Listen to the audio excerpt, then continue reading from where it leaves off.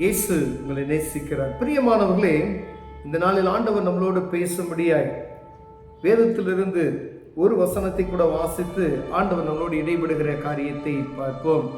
அப்போஸ்தலர் புஸ்தகம் 26வது அதிகாரம் 18வது வசனம் எப்படியாக சொல்லுகிறது: அவர்கள் என்னை பற்றும் விசுவாசத்தினாலே பாவ மன்னிப்பையும் பரிசுத்தமாக்கப்பட்டவர்களுக்குரிய சுதந்திரத்தையும் பெற்றுக்கொள்ளும்படியாக, அவர்கள் என்னை பற்றும் விசுவாசத்தினாலே பாவ மன்னிப்பையும் பரிசுத்தமாக்கப்பட்டவர்களுக்குரிய சுதந்திரத்தையும் பெற்றுக்கொள்ளும்படியாக, அவர்கள் இருளை விட்டு ஒளியினிடத்திற்கும் சாத்தானுடைய அதிகாரத்தை விட்டு தேவனிடத்திற்கு திரும்பும்படிக்கும் நீ அவருடைய கண்களை திறக்கும் பொருட்டு இப்பொழுது உன்னை அவரிடத்துக்கு அனுப்புகிறேன். அவர்களை கண்களை திறக்கும்படிக்கு அவர்கள் மட்டும் உன்னை அவரிடத்தில் நான் அனுப்புகிறேன் என்று சொல்லுகிறார். பிரியமானவர்களே, இந்த அப்போஸ்தலனாகிய பவுல் கொரிந்து பட்டணத்தில் இருக்கக்கூடிய சபைக்கு எழுதும் பொழுது அங்கே இருக்கக்கூடிய சபைகளுக்கு அவர் கற்றுக் கொடுக்கக்கூடிய ஆண்டவருடைய வார்த்தையை பாருங்க. அவர்கள் என்னை பற்றும் விசுவாசத்தினாலே, ஒரு விசுவாசியாய் நாம் அழைக்கப்பட்டுட்டோம், ஆண்டவரை அறிந்து கொண்டோம், நான் இயேசு கிறிஸ்துவின் சொந்த இரட்சகராய் நான் ஏற்றுக்கொண்டேன், ரட்சிப்பின் அனுபவத்தை பெற்று பல வருடங்கள் ஆகிவிட்டது என்று மாறுதட்டி கொண்டு அநேக நேரங்களில் சொல்லிக் கொண்டு இருக்கிறோம். பிரியமானவர்களே, ஏதோ ஒரு இடத்திற்கு ஆண்டவர் உங்களை அனுப்புகிறார், ஏதோ ஒரு சம்பந்தப்பட்ட ஏதோ ஒரு தனிப்பட்ட ஒரு மனிதனிடம் உங்களை பேச வைக்கிறார் என்றால் அதற்கு ஒரு முகாந்திரம் உண்டு என்பதை நாம் அறிந்து கொள்ளும்படியே நாம் அழைக்கப்படுகிறோம். பிரியமானவர்களே, ஏதோ ஒரு மனிதன் உங்கள்கிட்ட ஒரு பாரத்தை கொட்டி அவருடைய கஷ்டங்களை சொல்லி வரும் பொழுது ஆண்டவர் யதார்த்தமாய் அந்த மனிதன் உங்கள்கிட்ட வராரு என்று நினைத்து கொள்ளாதீர்கள்.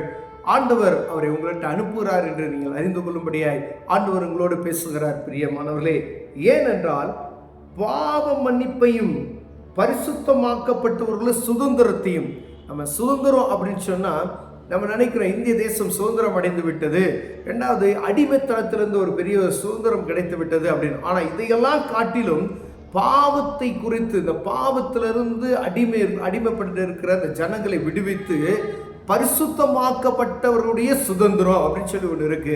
அப்போ அந்த பரிசுத்தமாக்கப்பட்டவருடைய சுதந்திரத்தை சுதந்திரித்துக் கொள்ளும்படியாகவும், அவ பாருங்க எவ்வளோ ஒரு பயங்கரமான ஒரு அனுபவம் பாருங்க. பரிசுத்தமாக்கப்பட்டவருடைய சுதந்திரத்தை அவர்கள் அனுபவித்துக் கொள்ளும்படியாகவும் பெற்றுக்கொள்ளும்படியாகவும், அவர்கள் இருளை விட்டு ஒளியினிடத்திற்கும், அவர்கள் தேசத்துல நம்ம பூமியில இருக்கக்கூடிய வெளிச்சம் அல்ல, ஜனங்கள் இருதயத்தில் காணப்படுகிற இருள், ஜனங்கள் இயேசுவை அறியக்கூடிய அந்த வெளிச்சத்தை காணும்படியாய் அந்த இருள் பாருங்க. எப்போ நம்ம பார்க்கிறோம் என்று சொல்லுகிறவன் நீ பார்க்க கண் மூடி இருக்குன்னு சொல்றாரு பார்த்தீங்களா, நம்ம பார்க்கிறோம் எனக்கு எல்லாம் தெரியுது அப்படின்னு சொல்லி. ஆனால் ஆவிக்குரிய கண்கள் திறக்கப்படணும். ஒரு மனிதனுக்கு வானத்தையும் பூமியும் படைத்த தெய்வத்தை அறிந்து கொள்ளும்படியாய் ஆண்டவர் சொல்கிறார், இருளிலிருந்து வெளிச்சத்தை காணும்படியாய் அப்படி என்று பாருங்க.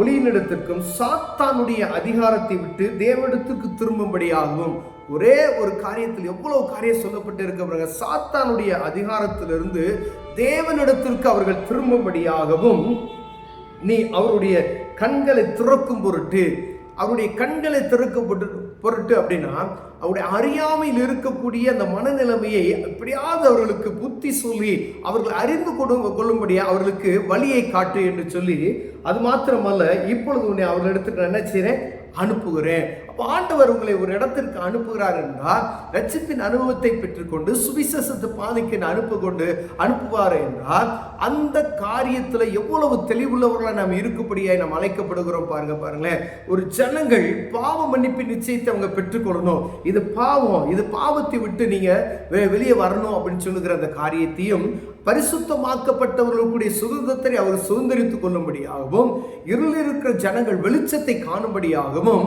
ஆண்டவர் சொல்லுகிறார். இந்த அடிமைத்தனத்தை சாத்தானுடைய கட்டுகளில் இருந்து பிரித்து அவர்களை தேவனிடத்திற்கும் அவரை அறிகிற ஞானத்தை அறியும்படிக்கும் அவருடைய கண்களை நீ திறந்து விட வேண்டும் என்று சொல்லி ஆண்டவர் உரைக்கிறது நாம் பார்க்க முடிகிறது. பிரியமானவர்களே, ஒவ்வொரு மனிதனுக்கும் ஒரு வாய்ப்பு உண்டு.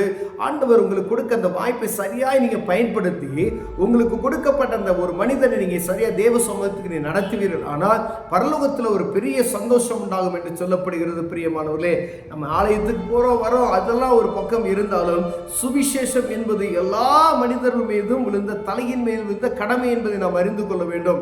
நான் இயேசுவை அறிந்து கொண்டேன். நான் பாருங்க, 12 சீசர்களை ஆண்டவர் அழைத்தார். அவர்கள் நிமித்தம் உலகமெங்கும் தேவனுடைய நாமம் அறியப்பட்டு இருக்கிறது நாம் புரிந்திருக்கிறோம். பிரியமானவர்களே, எல்லா ஜனங்களும் அறியாமல் தான் இருந்தாங்க. இயேசு வந்துட்டாரு, நம்ம உலகத்தை மீட்டுக் கொள்கிற ஒரு ரட்சகர் வந்து விட்டார்.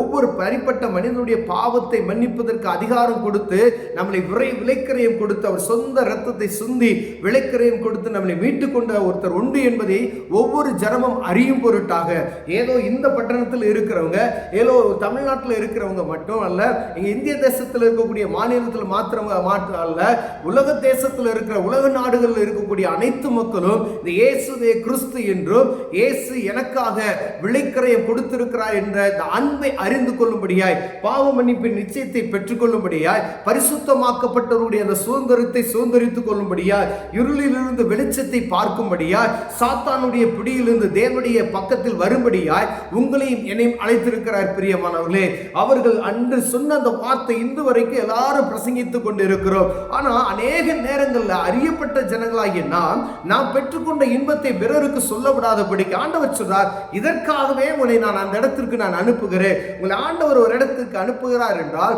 முதலில் தேவனுடைய ராஜ்யத்தை கட்டுவதற்கான வாசல்கள் இருக்கிறதா என்று பார்க்கும்படி அழைக்கப்படுகிறோம். பிரியமானவர்களே, ஒரு வீட்டுக்கு போறீங்கன்னு சொன்னா இயேசுவின் அன்பை குறித்து எப்படியாவது ஒரு வார்த்தை சொல்லுங்க. ஒரு வேலை ஸ்தலத்துக்கு போனீங்க அப்படின்னு சொன்னா இயேசுவின் அன்பை குறித்து ஒரு வார்த்தை சொல்லிவிடுங்க. அப்ப ஆண்டவருடைய நாமம் மகிமைப்படும். ஆண்டவர் அழைத்த அழைப்பின் நோக்கத்தை நாம் சரியாய் நடத்துகிறோம் என்று புரிந்து கொள்ளலாம். பிரியமானவர்களே, ஒருவேளை இதுல நம்ம குறைச்சல் உள்ளவர்களாய் காணப்பட்டோம்னால் தேவ சமூகத்தில் கேட்ப, அன்பின் தகப்பனே, இந்த காரியத்தை செய்வதற்கு எங்களை பலப்படுத்தும், தகுதிப்படுத்தும் ஆண்டவரே என்று சொல்லி கேட்போம். அன்பின் தகப்பனே, ஆண்டவரே, எங்களை அனுப்புகிற நோக்கம் ஆண்டவரே இருளில் இருக்கிற ஜனங்களை வெளிச்சத்தை காணும்படியாகவும், சாத்தானுடைய பிடியில் இருக்கிற ஜனங்களை இயேசுவின் இடத்துக்கு திருப்பும்படியாகவும், பாவத்தில் சிக்குண்டிருக்கிற ஜனங்களை பாவ மன்னிப்பு நிச்சயத்தை பெற்றுக்கொள்ளும்படியாகவும், ஆண்டவரே அப்பா, சுதந்திரம் எது சுதந்திரம் என்று சொல்லி அது பரிசுத்த ஆண்களுடைய சுதந்திரத்தை அவர்கள் சுதந்திரித்துக் கொள்ளும்படியாகவும் அவர்கள் போதிக்கத்தக்கதான ஞானத்தையும் எங்களுக்கு கிருபையும் தாங்க நான் ஜெபிக்கிறேன். இயேசுவின் நாமத்தில் பிதாவே, ஆமென்.